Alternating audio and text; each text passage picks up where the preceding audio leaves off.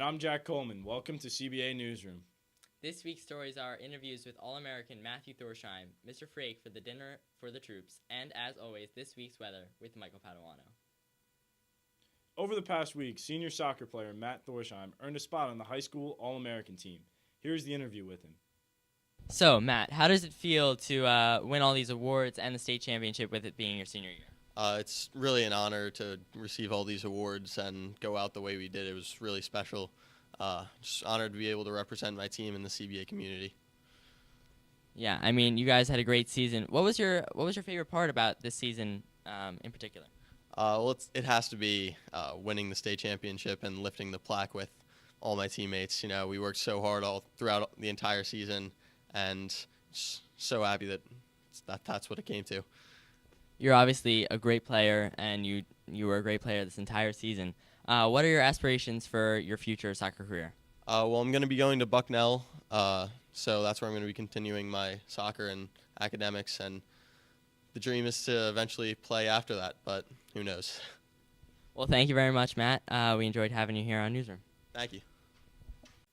On Tuesday night, Mr. Frake hosted the Sad Dinner for the Troops, a tribute to former CBA student Dennis Zielinski, who was killed in battle. Here's the interview.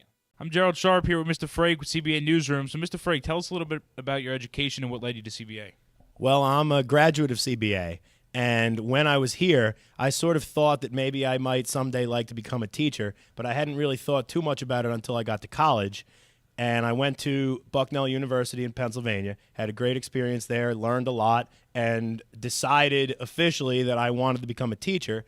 And after my time at Bucknell ended, I was fortunate enough to get my job teaching here, and I've been here ever since. Okay, so what's your favorite part about CBA?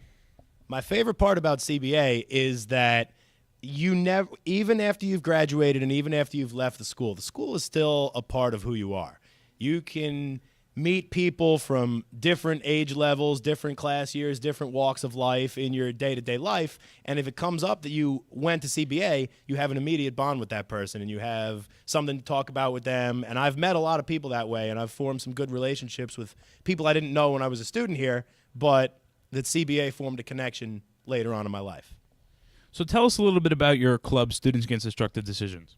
Students Against Destructive Decisions was formed by a former CBA guidance counselor, a great guidance counselor, a great person, retired a couple years ago. His name was Mr. Brennan, and Mr. Brennan started a sad chapter at CBA because he wanted to have a way for students who were interested in learning about responsible teen decision-making for them to do that. So he started SAD in about 2000, 2001. I was a member of SAD when I was a student at CBA, and then when Mr. Brennan retired, I was asked to take it over as moderator, and I've been the moderator of SAD since 2011.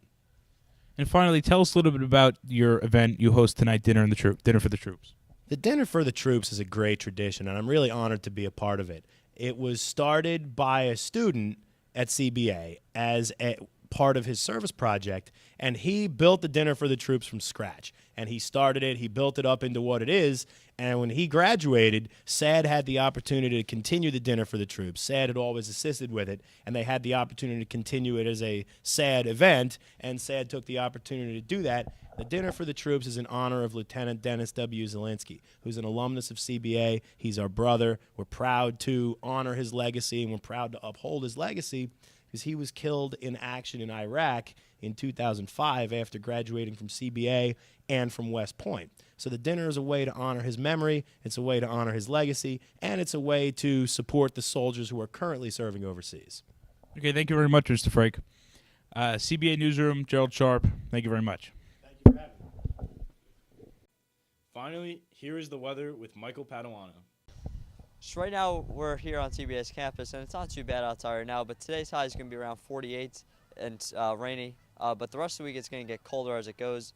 Tuesday and Wednesday are supposed to be in the low 40s. However, Friday is going to be as low as about 28 degrees outside. It's going to be very cold, brutally cold, and we are also watching a winter storm potentially into next weekend.